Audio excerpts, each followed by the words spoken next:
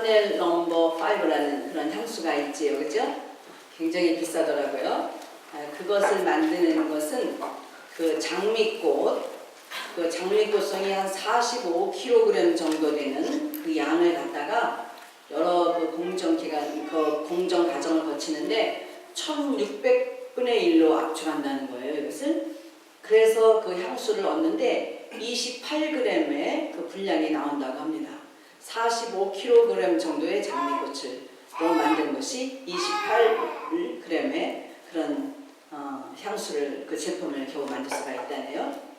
오늘 본문에 등장하는 이 마리아가 순전한 나드 향유 옥합을 가지고 와서 주님께 깨어서 다 주님 앞에서 깨어 다 그 발에 붓고 머리털로 닦아드릴 수 있었던 이 나드의 값은 여러분 굉장한 것입니다.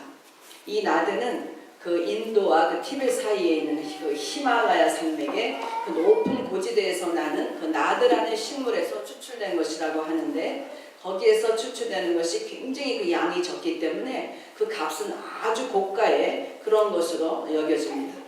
그래서 아가서에서 보면 그 솔로몬의 그 여인 술람미 여인이 발랐던 그것이 바로 나드향, 그것이 소개되어 있죠. 그러니까 아마 왕족이나 왕이나 이 귀족들의 어떤 그런 이제 부인들이 사용할 수 있었던 그런 것인 것 같습니다.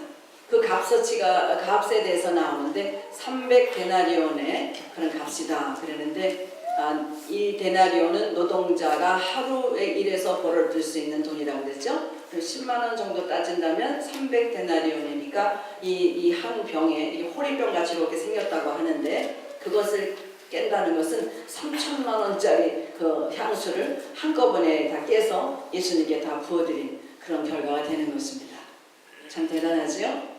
이 마리아가 예수님께 부어드렸던 이 향수, 이 향유, 옥합, 이것이 깨어진 이 본문의 사건을 통해서 오늘 저와 여러분에게 하나님께서 어떤 말씀을 주시고 싶어 하시는지, 또 우리는 거기서 어떤 교훈을 얻을 수 있는지 정말 그 귀를 늘 활짝 여시고 성령의 검으로 정말 우리의 영과 혼과 골수와 간절과 모든 것을 찔러 쪼개기까지 하시는 주님 앞에 우리 심령을 다 드러내놓고 그 말씀을 잘 적용해서 오늘도 여러분에게서 믿음이 자라고 또 하나님께 복을 받으시는 그런 귀한 은혜의 시간이 되기를 축원합니다. 우리는 지난 주일에 예수님께서 죽었던 나사로를 나흘째 되던 날에 고쳐주셨던, 아무런 살 소망이 없는, 가망성이 없는 그때에 나사로를 살려주셨던 그런 이야기에 대해서 서로 나누었습니다. 이제 이 본문은 그 배경은 나사로를 그렇게 살려주셨기 때문에 많은 유대인들이 서로 가서 그 나사로 때문에 예수님을 믿게 되었습니다. 그러니까 이 대제사장들이 서로 모의를 하게 됩니다. 예수를 죽여야 되겠다. 그리고 나사로까지 잡아서 이제 죽여야 되겠구나. 그리고는 이제 호시탐탐 이제 건수를 잡으려고 그렇게 계책을 세우고 있습니다.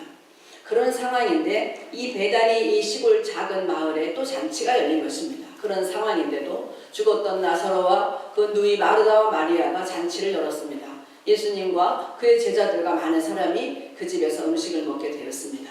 잔치를 열었지요. 나사로는 예수와 함께 앉은 자들 중에 앉아있고, 마르다는 음식을 준비하고, 그리고 마리아는 그때에 이 향유 옥합을 가지고 주님의 발 앞에 꿇어 엎드려서 그 발에 부어드리고, 그리고 자기의 머리털로 예수님의 발을 다 닦아드려서 온 집안에 그 향기가 가득한, 그러나 또 다른 유다가 왜 이렇게 허비하느냐 꾸중도 하고, 또 예수님께서는 가만두라고 또 덧꾸중하시고, 이런 이제 여러 가지 이런 사건을 우리가 한번 연상해 볼 수가 있겠지요. 이 사건을 통하여 이 마리아가 어떻게 하면 이 귀한 것을 이렇게 드릴 수가 있었겠느냐, 그리고 어쩌면 자기가 그 목숨도 위협을 당할 수 있는 그런 상황임에도 불구하고 예수님께 담대히 나와서 이렇게 드릴 수 있었겠는가. 첫째는 한번 따라합시다. 나는 죄인입니다. 나는 종입니다. 그렇습니다. 이런 겸손한 신앙의 고백으로 나간 것입니다. 고린도전서에 보면 여자의 긴 머리는 그 여자의 영광이다 이렇게 표현하고 있고, 또 이스라엘 사람들에게는 여자의 머리는, 긴 머리는 그 여자의 면류관이다 이렇게 인정하고 있는 것입니다. 그래서 여자들은 다 머리를 가리고 다니잖아요, 그죠? 머리를 드러낼 수가 없습니다.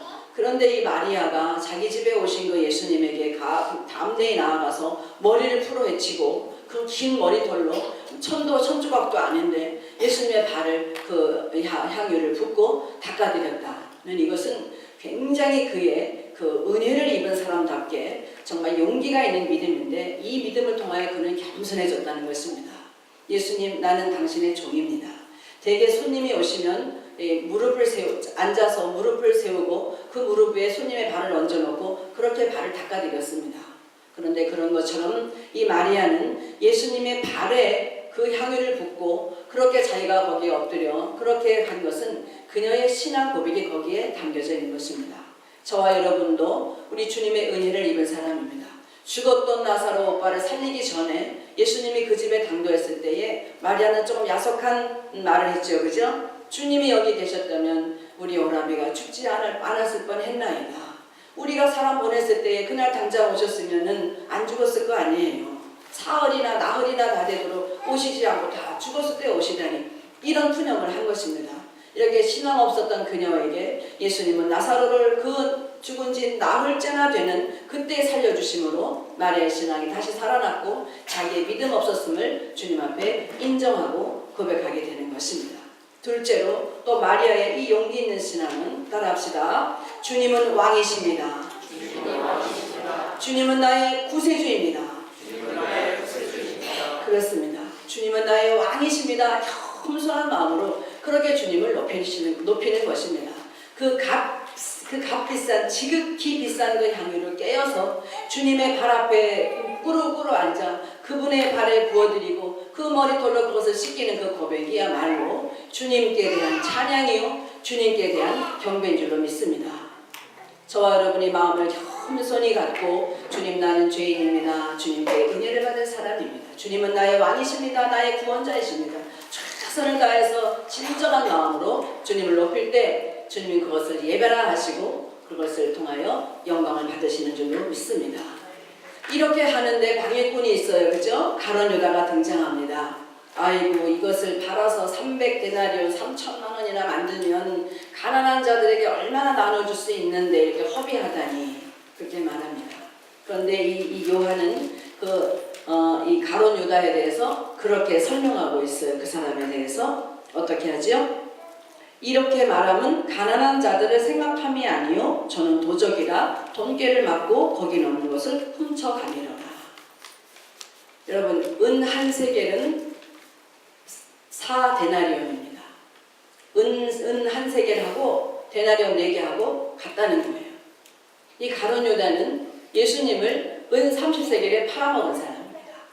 은 30세겔이면 몇 데나리온이에요? 30 곱하기 4 하니까 120데나리온입니다. 당연히 가룟 유다는 그렇게 말할 수 있습니다. 이 300데나리온, 예수님의 가치보다도 이 배나 더 되는 그런 가치가 있는 것인데 이렇게 허비하다니, 더 가치 있는 것이 더 가치 없는 것을 위해서 쏟아지다니 얼마나 아까웠겠어요. 여러분, 가치관은 어디에다 두느냐? 여러분의 가치관이 예수님께로 있느냐? 아니면 예수님보다도 더 못한 그것을 예수님보다도 더 가치 있는 것이라고 그렇게 여기느냐? 거기에서 여러분의 마음, 우리들의 신앙 고백이 결정되어지는 줄로 믿습니다. 주님 앞에 나는 죄인입니다. 겸손하게. 주님은 나의 왕이십니다. 내 정성을 받으소서 나의 모든 것을 드리나이다. 이렇게 드릴 수 있는 것은 그 주님이 이 세상에서 나에게 있어서 가장 최고의 그 가치로 여겨질 때에 그렇게 할 수가 있는 것입니다. 그런데 주님이 그 사람에게 이렇게 말씀하고 계세요. 가만두어라. 저는 나의 장사할 날을 위하여 일을 두게 하라. 가난한 자들은 항상 너희와 함께 있거니와 나는 항상 있지 아니하리라 하시니라. 그 여자가 그 기름을 부었는데 그것이 예수님이 장사 되실 것을 미리 준비하게 했다. 그것으로 간주한다. 이렇게 하신 거예요. 1절에 보면 6월절 엿새 전에 예수께서 베다니에 들리셨다 되어 있죠. 우리 주님이 3년 동안 공생애를 다 마치고 마지막 3번째 예루살렘 성에 입성하시고 그 6월절 어린 양, 희생양 그 죽음을 이제 당하시기 위하여 예루살렘 성에 들어가시기 전에 엿새 전에 있었던 사건입니다. 예수님 돌아가시기 전에 엿새 전에 그 기름을 발랐다면 여러분, 엿새 동안의 기름이 어떻게 되겠어요? 다 날아가지요. 저도 보니까 샤넬 넘버 5가 집에 있더라고요. 오늘 보니까 찾아봤어요. 그래서 제가 좀 뿌리고 와봤어요. 그랬는데 다 날아갑니다. 이러면 엿새 동안에. 그런데 예수님은 그것을 엿새 전에 부은 그것을 당신의 죽음 장례를 위하여 예비한 사건이다. 이렇게 인정해주고 계세요. 할렐루야. 이 마리아는요, 예수님이 어떻게 돌아가실지 몰랐어요. 제자들도 잘 몰랐습니다. 그리고 예루살렘 성에 이제 종려주일에 가지 찬양하고 그러고 나서 이제 식사하시면서 내가 어떻게 죽고 어떻게 살아날 거다. 거기서 비로소 자세하게 말씀하셨기 때문에 마리아는 예수님 발 앞에 앉아서 말씀을 많이 들어서 믿음은 있었지만은 주님이 어떻게 할 건지 장사한 것은 사실 아닙니다. 설사 알았다 하더라도 그것은 장사를 예비한 것이 아닙니다. 사람이 죽었을 때에 그 시신에 그들은 미라를 만들고 거기에 모략이나 이런 향유를 부어서 시체를 잘 보존하려고 하지요. 예수님 돌아가신 후에 해야지 그게 장례를 예비하는 것입니다.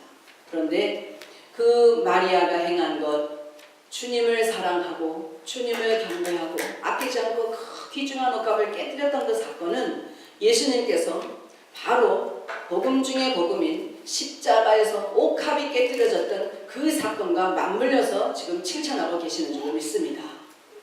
여러분, 하나님도 옥합이 있으셨어요. 창세 전에 아버지와 함께 누렸던 그 영화가 있었습니다. 하나님에게도 보화가 있어요. 하나님에게도 옥합이 있었어요. 창세 전부터 갖고 계셨어요. 얼마나 소중하신지. 외아들 한 분밖에 계시지 않은 독생자 예수 그리스도, 그분은 하나님의 옥합이셨습니다.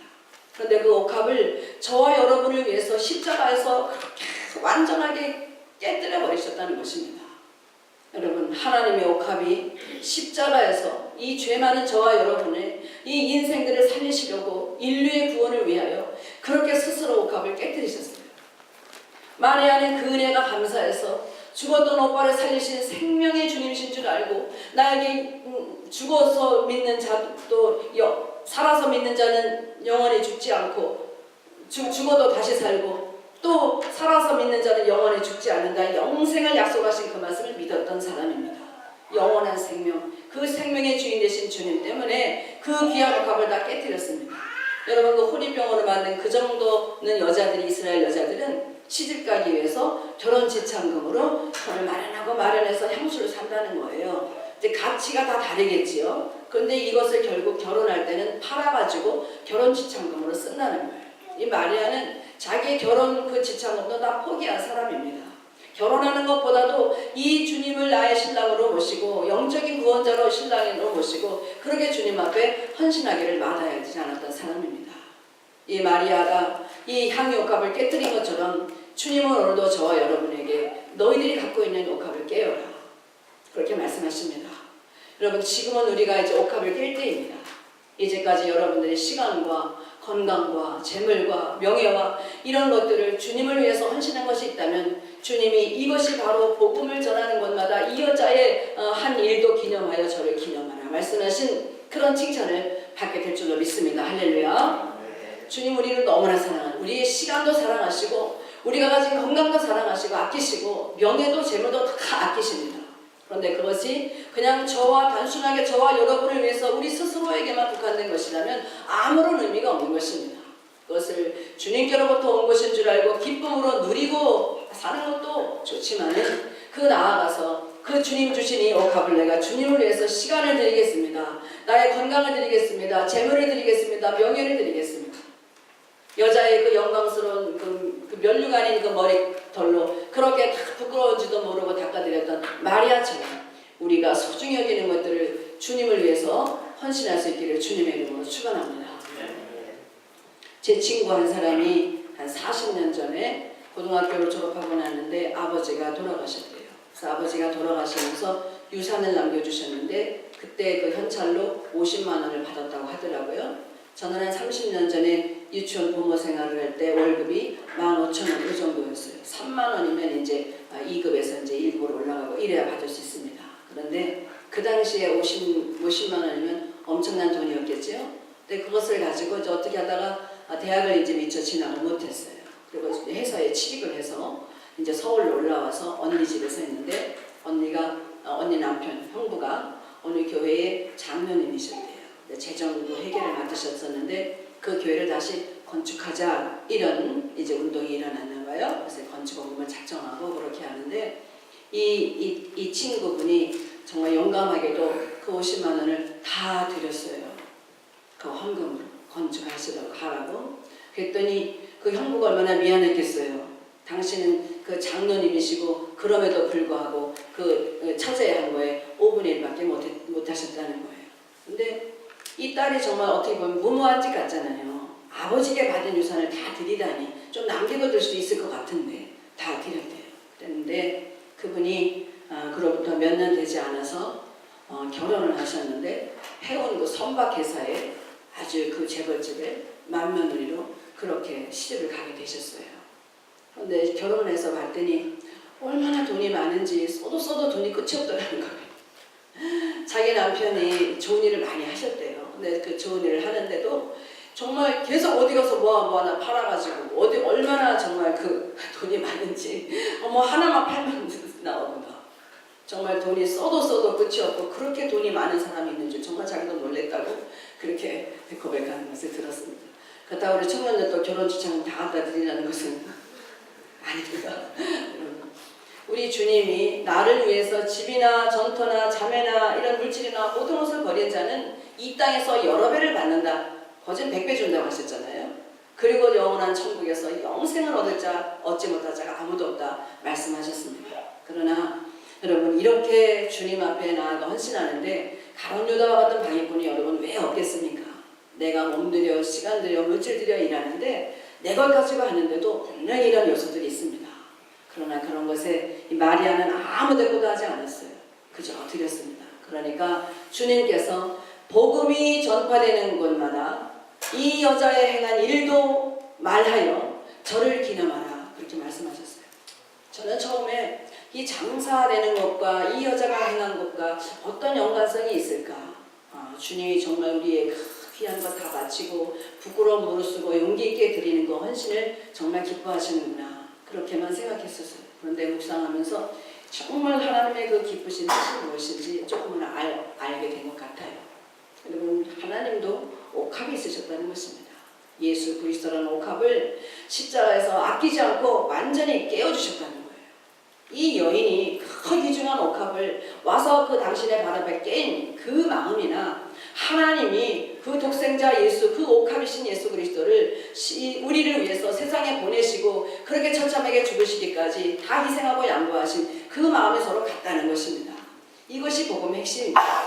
여러분 복음은 예수님이 죽으신 것이 그 핵심이잖아요. 그죠? 예수님이 죽으셨기 때문에 복음이 시작된 것입니다. 하나님이 옥합을 깨셨기 때문에 복음이 시작된 것이고 이 여인이 이 옥합을 깼기 때문에 그 복음이 전파되는 것입니다. 저와 여러분의 삶에 있어서 이 정말 좋은 이 여러 가지 많은 것들 통해서 이 옥합을 깨트릴 수 있는 그런 진정한 용기를 얻기를 바랍니다. 우리 요한복음 17장에 보면 예수님께서 하나님 앞에 기도하시는데 이런 말씀이 있어요. 제가 읽어드리겠습니다. 아버지여 창세 전에 내가 아버지와 함께 가졌던 영화로서 지금도 아버지와 함께 나를 영화롭게 하옵소서. 아버지여 내게 주신 자도 나 있는 곳에 나와 함께 있어 아버지께서 창세 전부터 나를 사랑하심으로 내게 주신 나의 영광을 저희로 보게 하시기를 원하나이다. 창세 전에 우리 성부 하나님과 성자 하나님이 얼마나 아름답고 영화로운 그런 행복을 누리셨었는지 그 행복을 여러분 놓치고 싶으셨겠어요 하나님이? 그러나 지금부터 2000년 전에 하나님 그것을 포기하시고 우리를 주시기를 기뻐하셨습니다. 주님도 그 십자가에서 죽으실 때에 하나님 그의 근본은 하나님과 동등하시나 하나님과 동등됨으로 여기지 않고 자신을 비워서 종으로 형상을 만들고 종인 그 사람의 모양으로 나시고 죽기까지 복종하셨으니 그 십자가에서 죽으신 것입니다. 주님이 저와 여러분을 위해서 종이 되어 세상에 오셨고 십자가의 그 고난을 정말 다 받으셨습니다. 그러나 저는 그 앞에 있는 즐거움을 위하여 십자가에서 그 부끄러움을 개의치 않으셨다 그랬어요. 주님도 부끄러우셨어요. 그렇죠? 부끄러우고 괴로우셨으나 그 앞에 있는 즐거움이 무엇인 줄 알기에 그 옥합 되시는 자신을 깨실 수 있는 그런 믿음이 있으셨다는 것입니다. 주님이 그 옥합을 깨뜨리셨기 때문에 온 하늘과 땅 안에 있는 모든 그 각각의 자들을 다 쓸 수 있는 권세를 주신 것입니다. 주님이 그렇게 죽으셨기 때문에 그 마지막 날 구름 타고 이 심판자로서 이 세상을 통치하러 오실 수 있는 것입니다. 이제 결론을 맺겠습니다.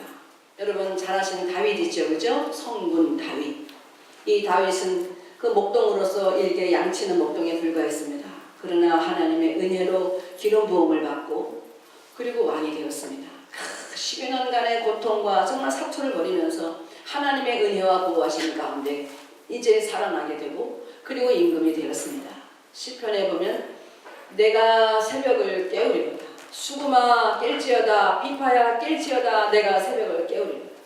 자명정 울려놓고 새벽에 자명정이 따르릉 울림으로 아이고 시간 되었구나 할 수 없이 내가 메어가는 것이 아니라 아이고 내가 빨리 가야 되는데 시간이 왜 이렇게 한가 이렇게 한다는 거예요.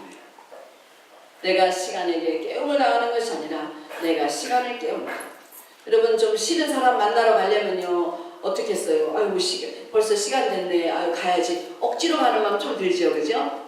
싫은 사람 있으면 그럴 것 같아요. 그런데 좋은 사람, 사랑하는 사람 만나러 가보세요. 시간이 왜 이렇게 한가 막 기다리잖아요. 좋은 만남.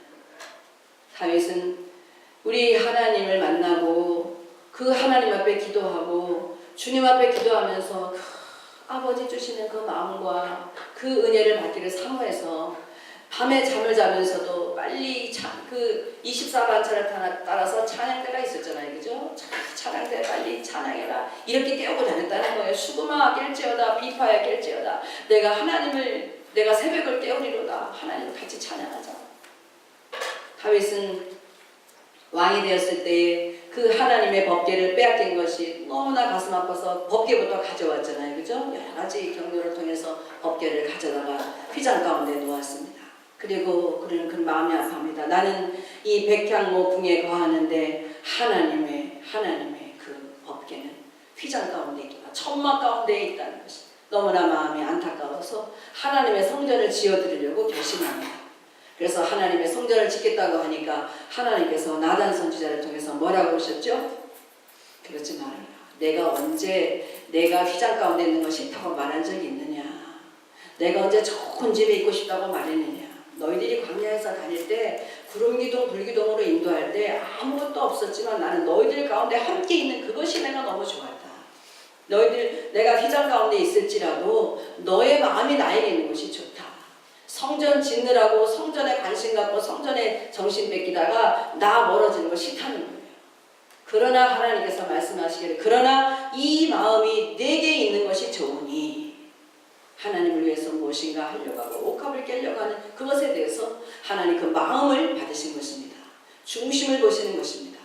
하나님이 그 중심을 보시고 성전 짓지 않아도 괜찮다. 네가 나에게 와서 1대1로 만나고 얘기하고 조곤조곤 이야기하고 아뢰고 하는 이것만으로도 나는 충분히 좋다. 이 말씀을 하신 거예요.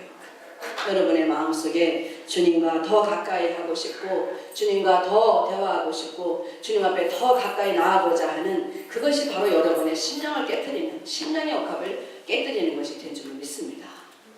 오늘 주님은 말씀하십니다. 저와 여러분에게는 심령의 옥합을 깨고 주님 앞에 가까이 나아가기를 원하고 시간과 물질과 건강과 명예와 이런 모든 것들을 주님 앞에 어떤 유혹과 어떤 시련에도 굽히지 아니하고 용기 있게 나아가 나는 겸손하게 나는 종입니다. 주님은 왕이십니다. 나의 정성을 받으소서.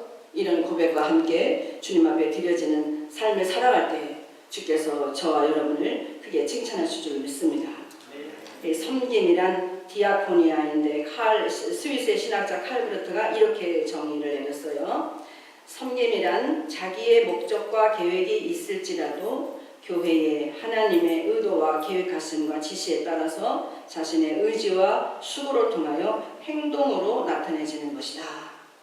이 디아코니아는 식탁에서 시중 들다 라는 뜻에서 그런 말에서 어원이 기인되었습니다. 특별히 우리 여성교회 회원들 또 우리 남성교회 회원들 또 우리 청년들 우리 모두가 교회에서 조금이라도 수고하고 헌신하는 이것을 하나님이 받으십니다. 특별히 주일날마다 애찬을 통하여 우리 권사님들 많지 않기 때문에 순번이 자주 돌아오지요. 식탁에서 수종드는 이것이 섬김의 그 어원입니다. 이 디아코니아, 이 섬김의 시작이 거기서 온다고 합니다. 여러분들이 애쓰고 수고하면서 베풀기를 좋아하는 그런 마음을 하나님이 다 보셨습니다. 여러분이 수고하는 하나하나 사람은 몰라주고 오해할지라도 하나님은 그 가운데서 여러분의 마음을 받으시고 그것이 복음이다. 십자가에서 하나님이 옥합을 깨뜨리신 것처럼 너희들의 그런 모든 수고와 교회를 사랑하는 그 마음이 곧 복음이다. 이렇게 인정을 해 주실 것입니다. 저와 여러분이 주신 것 가지고 하나님께 예배 드릴 때에 아버지를 정말 높이며 부끄러운 줄 모르고 용기 있게 그렇게 나아가서 섬기기를 원하고, 그리고 우리에 있는 작은 것일지라도 사람이 보기에는 작을지라도 아버지 보시기에는 정말 귀중하고 진실한 마음과 믿음으로 주님 앞에 올려드려서 하나님께서 기뻐하시고 내가 십자가에서 옥합을 잘 깨뜨렸구나, 이런 정말 기쁨을 가지실 수 있는 그런 기쁨을 만들어드릴 수 있는 저와 여러분이 되시기를 주님의 이름으로 축원합니다.